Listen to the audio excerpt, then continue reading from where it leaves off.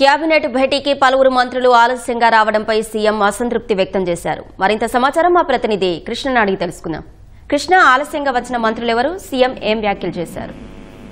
అశ్విని, ముఖ్యమంత్రి చంద్రబాబు అధ్యక్షతన దాదాపు 2.5 గంటల పాటు జరిగిన మంత్రివర్గ సమావేశంలో కొన్ని ఎజెండా అంశాలతో పాటు ఇతరత్ర అంశాలు కూడా చర్చకు వచ్చాయి. ఏదైతే ఇవాళ 11 గంటలకు ప్రారంభం కావాల్సిన రాష్ట్ర మంత్రివర్గ సమావేశం 10:30 గంటలకే ప్రారంభమైంది. మొత్తం 44 ఎజెండా అంశాలు ఉండటంతో 6 గంటల ముందుగా సమావేశం నిర్వహించారు. అలాగే కేబినెట్ సమావేశం తర్వాత ముఖ్యమంత్రి చంద్రబాబు పార్టీ కార్యాలయం ఇక్కడ వెళ్లాల్సి ఉన్నందున, షెడ్యూల్ ఉన్నందున త్వరగా కేబినెట్ నిర్వహించాలన్న దాని మీద 10:30కి చేశారు. అయితే ముఖ్యమంత్రి చంద్రబాబు కూడా సరిగ్గా 10:30కి కేబినెట్ సమావేశానికి రావడం జరిగింది. ఆయన వచ్చిన తర్వాత ఏదైతే ఎజెండా అంశాలు కొనసాగుతున్నాయో ఆ సమయంలో 2-3 మంత్రులు కేబినెట్ సమావేశానికి ఆలస్యంగా రావడం జరిగింది. ఒకళ్ళ తర్వాత ఒకళ్ళుగా 2-3 మంత్రులు ఒకేసారి రావడంతో అక్కడ జరిగే వర్క్ మూడ్ డిస్టర్బ్ అవడం పట్ల సీఎం కొంత అసంతృప్తి వ్యక్తం చేసినట్లు తెలుస్తుంది. ఏదైతే టైం డిసిప్లిన్ అనేది ప్రతి ఒక్కరికి ఉండాలని చెప్పి ఆయన స్పష్టం చేశారు. మరోసారి ఇట్లా మంత్రులు అయ్యింది కూడా మంత్రివర్గ సమావేశానికి ఆలస్యంగా వస్తే ఎలా అనే ఒక తీవ్ర అసంతృప్తిని ఆయన వ్యక్తం చేసినట్లుగా తెలుస్తుంది. మరోసారి ఇలాంటి చర్యలు పునరావృతం కాకుండా ప్రతి ఒక్కరూ కూడా టైం సెన్స్ పాటించాలని చెప్పి ఆయన స్పష్టమైన ఆదేశాలు జారీ చేశారు.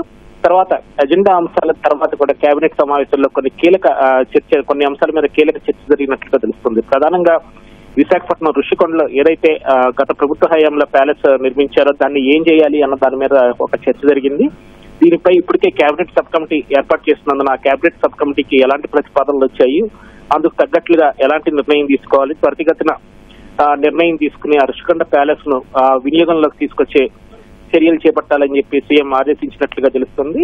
ఏదైతే గత ప్రభుత్వం దాదాపు 400 కోట్ల రూపాయలకు పైగా ముఖ్యమంత్రి ఉండేందుకు ఈ ప్యాలెస్ అనేది నిర్మించడం జరిగింది. దానికి ఇప్పుడు దాదాపు సంవత్సరానికి 7 కోట్లకు పైగా విద్యుత్ బిల్లులు అలాగే ఇతరత్ర మెయింటెనెన్స్ ఖర్చులు వంటి భరించాల్సి వస్తున్నందున దాన్ని వినియోగంలోకి తీసుకొచ్చే విధంగా తీసుకోవాల్సిన చర్యలకి ఈ కేబినెట్ సబ్ కమిటీ అనేది నిర్ణయం తీసుకోవాలని చెప్పి ఆదేశించారు. అలాగే రాష్ట్రాన్ని ప్రమోట్ చేసేలాగా వీలైన ఎక్కువ పర్యాటక ప్రాజెక్టులు ఈవెంట్లు చేపట్టాలని చెప్పి సీఎం దిశానిర్దేశం చేశారు. ఇందులో ప్రధానంగా పర్యాటక శాఖతో పాటు అటు అటవీ శాఖ అలాగే దేవాదాయ శాఖ ఈ 3 శాఖలు కూడా సమన్వయం చేసుకుని వీలైన ఎక్కువ కార్యక్రమాలు నిర్వహించి రాష్ట్రాన్ని ప్రమోట్ చేసేలాగా అలాగే ఎక్కువ మంది పర్యాటకులను ఆకర్షించేలాగా ఈ కార్యక్రమాలు నిర్వహించాలని చెప్పి కూడా సీఎం సూచన చేసినట్లుగా తెలుస్తోంది.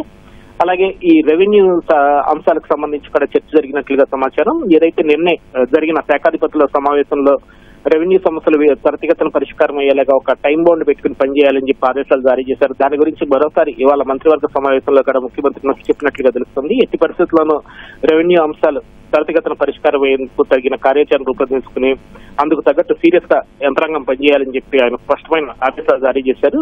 అలాగే రాష్ట్రంలో డే టైం పవర్ ని ప్రోత్సహించేందుకు ప్రధానంగా ఈ సూర్యగర్, పిఎం కుసుమ్ వంటి పథకాలను వీలైనంత ఎక్కువగా ప్రోత్సహించాలని చెప్పి కూడా సీఎం ఆదేశాలు జారీ చేశారు. ఇందుకు అనుగుణంగా వాటికి వీలైనంత ఎక్కువ వాటిని ప్రోత్సహించడంతో పాటు ఎక్కువ మంది వీటిని తీసుకునేలాగా తగు చర్యలు తీసుకోవాలని చెప్పి శాఖకి ఆదేశాలు జారీ చేశారు.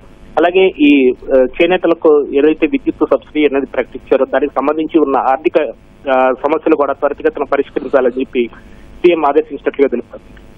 ధన్యవాదాలు కృష్ణ.